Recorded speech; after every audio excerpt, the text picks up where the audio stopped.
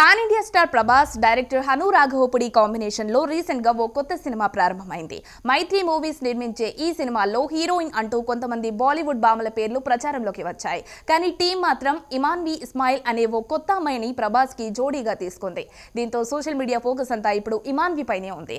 అసలు ఈ అమ్మాయి ఎవరు, ఎక్కడి నుంచి వచ్చింది అంటూ ఆరాలు మొదలయ్యాయి. ప్రభాస్ పుణ్యమాని రాత్రికి రాత్రి ఈ అమ్మాయి స్టేటస్ మారిపోయింది. ఇప్పటికే తనదైన గ్లామర్ డాన్స్లతో రీల్స్ చేస్తూ ఇన్ఫ్లుయెన్సర్ గా సోషల్ మీడియాలో ఫాలోవర్స్ ని పెంచుకుంది ఇమాన్వి. ఇప్పుడు ప్రభాస్ కి జతకడుతుండటంతో ఇమాన్వి ఇన్స్టాలో ఏకంగా 1,00,000 మంది ఫాలోవర్లు ఒక్క రోజులో పెరిగిపోయారు. శంఖంలో పోస్తేనే కదా తీర్థం అన్నట్టు ప్రభాస్ పక్కన హీరోయిన్ అనగానే స్టార్ అయి కూర్చుంది ఇమాన్వి. బడా నిర్మాతలంతా ప్రభాస్ సినిమా తర్వాత తమ సినిమాల్లో ఈ అమ్మాయిని నటింపజేయడానికి అప్పుడే ప్రయత్నాలు ముమ్మరం చేశారట. అయితే మైత్రి మూవీ మేకర్స్ వాళ్ళు మాత్రం తమ సంస్థలో వరుసగా 3 సినిమాలు చేసేంత వరకు ఇతర సినిమాలు ఒప్పుకోకూడదని కండిషన్ పెట్టారట. అలాగే దర్శకుడు హను రాఘవపుడి కూడా తన సినిమా పూర్తయ్యేంత వరకు మరో సినిమా చేయడానికి వీల్లేదని షరతు విధించారట.